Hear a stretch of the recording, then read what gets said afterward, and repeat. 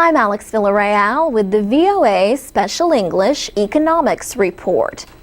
At the end of December, publisher Merriam-Webster released its list of top 10 words of the year for 2010. Austerity was at the top. The company made its list based on how often people looked up definitions using its online dictionary. Merriam-Webster defines austerity as enforced or extreme economy. Greece and Ireland face huge budget deficits. This has forced severe spending cuts for those governments. And they are not alone. When nations get into financial trouble, they may request loans from the International Monetary Fund or other donors. Donors, however, demand austerity measures, such as sharp cuts in government spending and tax increases. Michael Izza is chief executive of the Institute of Chartered Accountants in England and Wales.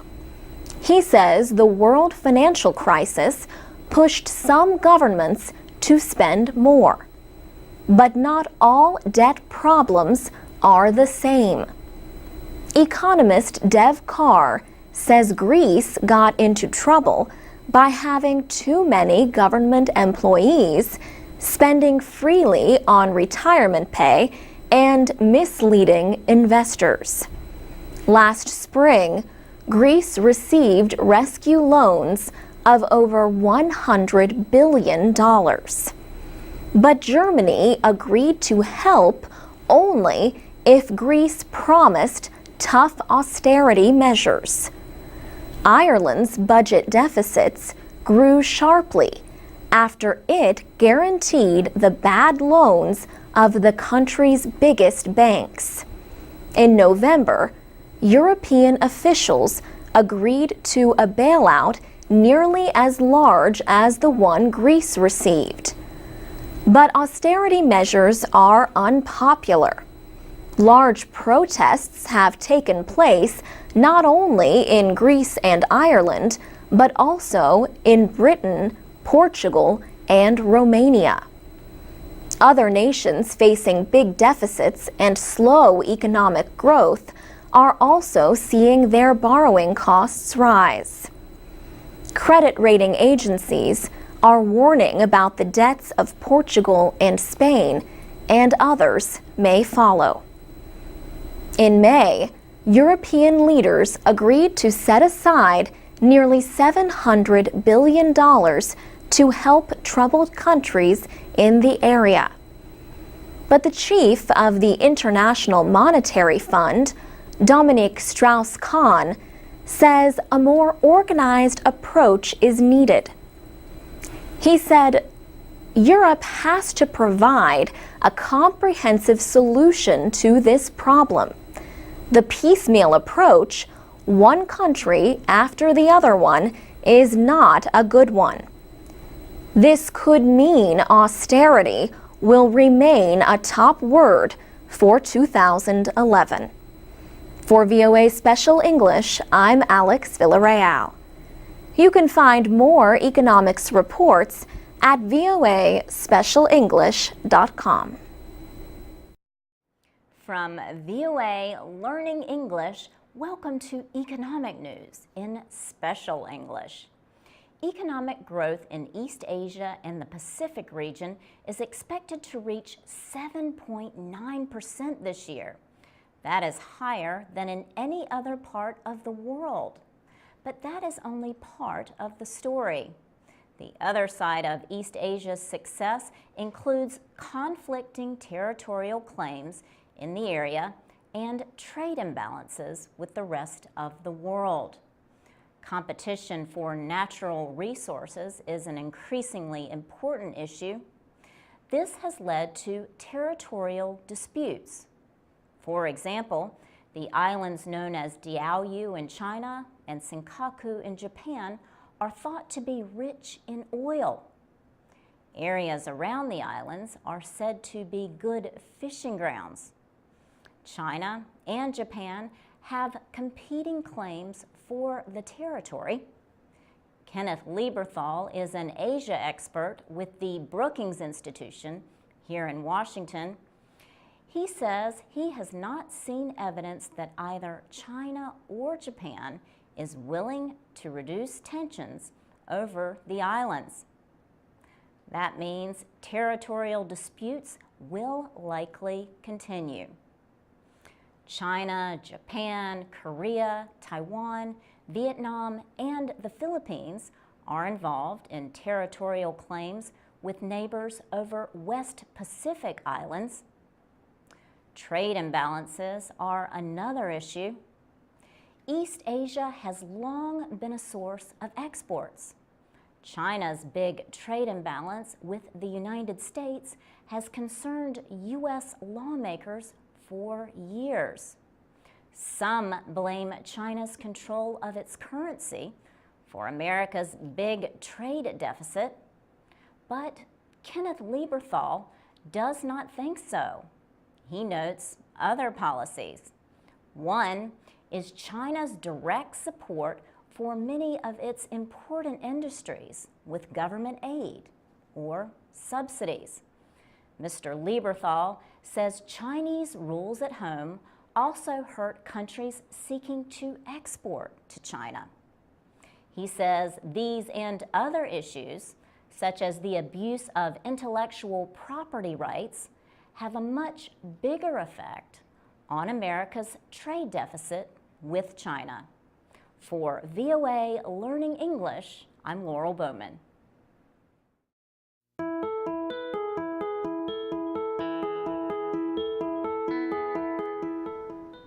From VOA Learning English, this is the Economics Report. Economic concerns have been at the heart of the recent protests in Brazil. Brazilian President Dilma Rousseff answered growing public unrest over government spending and economic concerns. On June 24th, she proposed a popular vote or plebiscite on a constitutional process to make reforms needed by the country. President Rousseff also described a $23 billion spending plan. The money would go to public transportation and would support investment in education and health care. The Brazilian leader also promised to fight political corruption. President Rousseff met with state governors, city mayors, and protest leaders in the capital, Brasilia. It is estimated that 1 million people took part in protests across Brazil. Demonstrators are angry that the government is spending billions of dollars in public money in preparations for two huge sporting events. Brazil will hold the FIFA World Cup Soccer Championship next year, and then the 2016 Olympic Games 2 years later. The protests started when the government announced it would increase transportation costs, such as bus and subway fares. But the protests soon turned to other economic issues and spread. As a result, the government suspended its plans for the transportation fare increases. Demonstrators have been demanding better health care, education, and public transportation, and action against corruption. As Brazil prepares for the major sporting events, the country is also facing rising inflation. The inflation rate is now over 6%, which is higher than the government's target. For VOA Learning English, I'm Mario Ritter.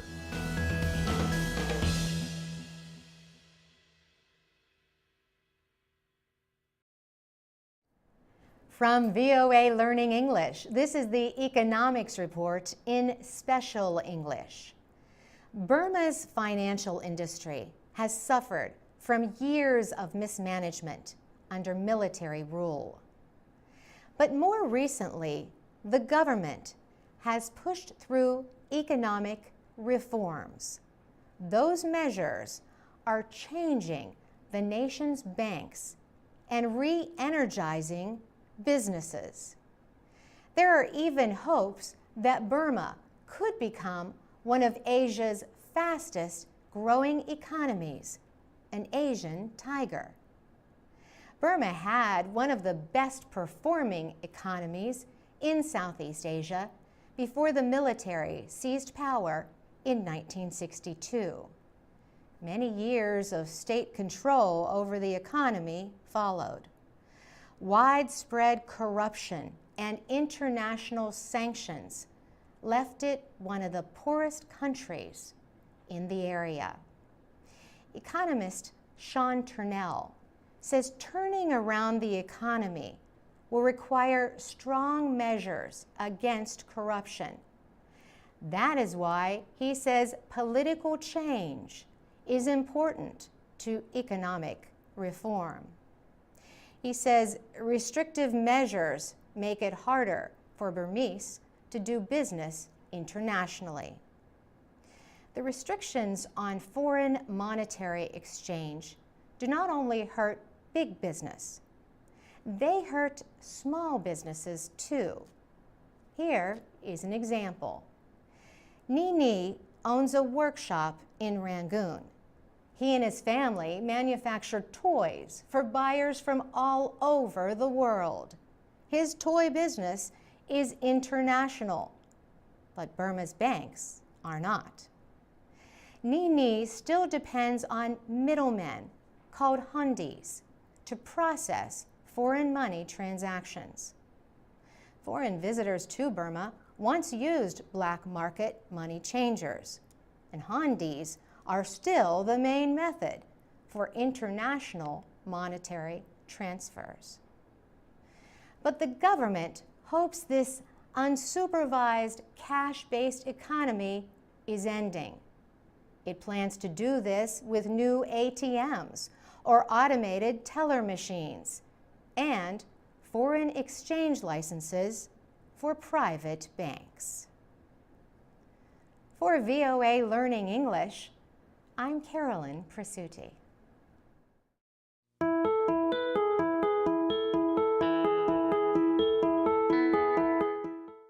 From VOA Learning English, this is the Economics Report.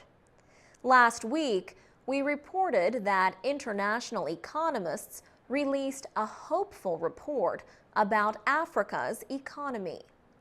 The African Development Bank, the United Nations Development Program, and the OECD Development Center wrote the report. It predicts economic growth on the continent could reach 5 or 6% over the next 2 years. Economists expect 7% growth in West Africa's economy in the next 2 years. They say oil continues to be a major source of income, but that other industries are also important. Growth in Nigeria is coming from agriculture, trade and information, and communications technology. Manufacturing is helping Ghana grow. Sierra Leone is the fastest growing country in the area because of its iron ore exports, as well as its agriculture and building industries. In southern Africa, Angola, Mozambique, and Zambia are expected to grow between 5 and 7%. Labor problems and weak foreign export markets have affected growth in South Africa. But that country is still expected to grow almost 3% over the next 2 years. Angela Lusigi is an economist and policy advisor for the Regional Bureau for Africa in the UN Development Program. She says many countries are working to balance their budgets, and they have solid financial policies. She says the next question is how to make those improved policies result in growth that helps all of a country's citizens. She says inequality remains a big problem in Africa. Ms. Lusigi says it is important to have growth that affects all people and not just one group. For VOA Learning English, I'm Alex Villarreal.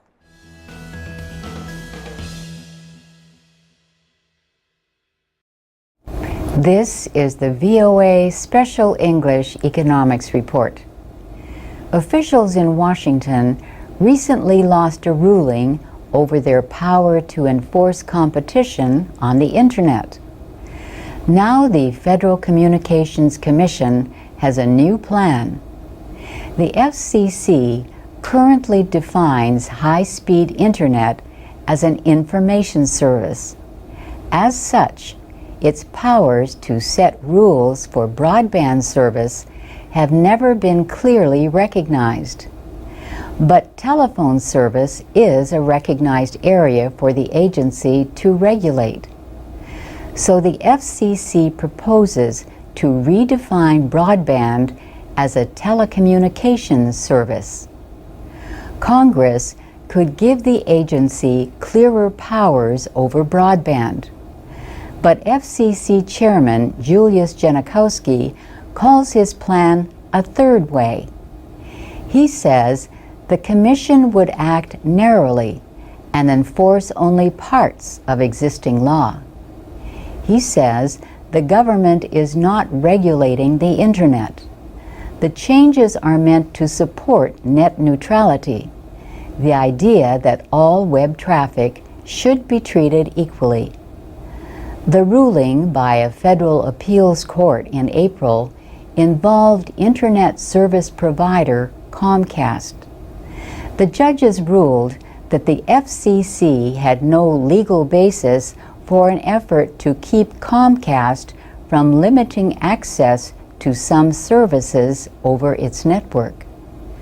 The company said file-sharing users were slowing its traffic.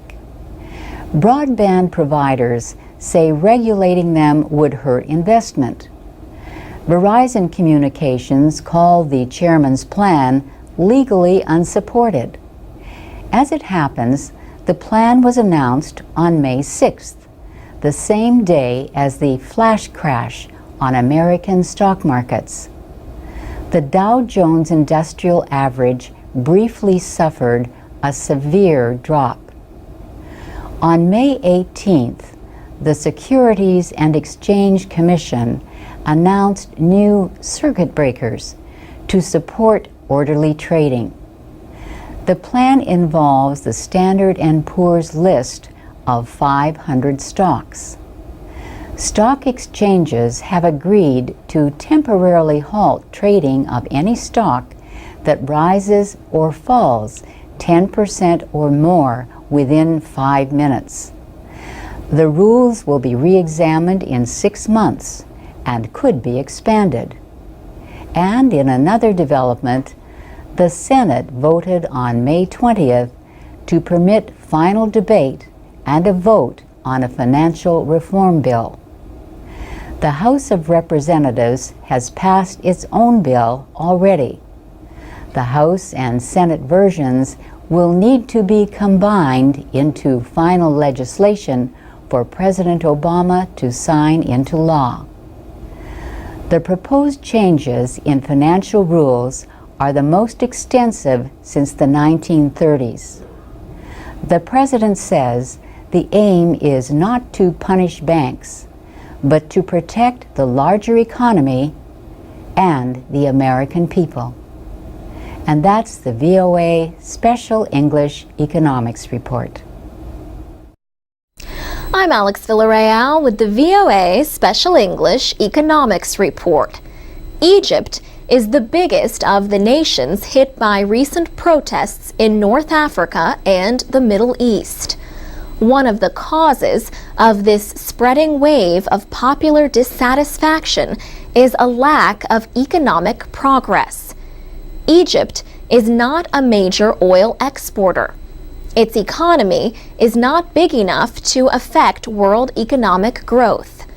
But important pipelines cross Egypt, and Egypt controls the Suez Canal. About 8% of world shipping passes through this link between Europe and Asia. That includes 2 million barrels of oil each day, mainly to Europe. Many experts say they expect the canal to remain open. Still, concerns about the Suez have pushed oil prices to their highest levels since 2008. Fariborz Gadar heads the Center for Global Business Studies at Penn State University. He says poverty in Egypt remains high, up to 40% in some areas. Yet Egypt is not alone. Foreign investors worry about corruption, mismanagement, and security problems across North Africa and the Middle East. Every year, millions of young people enter the job market. Populations are young and growing fast. In Egypt, the economy grew about 5% last year, too little growth to create enough jobs. Fariborz Gadar says the United States in a good year creates fewer than 2 million jobs. He says Europe and the U.S. together generate 3 million jobs. Middle Eastern countries have to generate up to 8 million jobs just to keep their youth employed. Fariborz Gadar says protests could spread to bigger economies. He says the mismanagement of the Iranian economy could cause protests by the Iranian population because food prices and inflation are increasing. In recent years, the World Bank has praised Egypt for cutting barriers to trade. But economist Deborah Hewitt at the College of William and Mary in Virginia says private foreign investment remains weak. She says those investments have grown quickly from almost nothing 8 years ago. But they are still not enough to lift the economy. Professor Hewitt says Egypt could look to reforms in Morocco that have appealed to investors. Morocco has strengthened its education system and invested in roads, ports, and electric power. She says investments like these not only put people to work, they also create the basis for future economic and political development. For VOA Special English, I'm Alex Villarreal.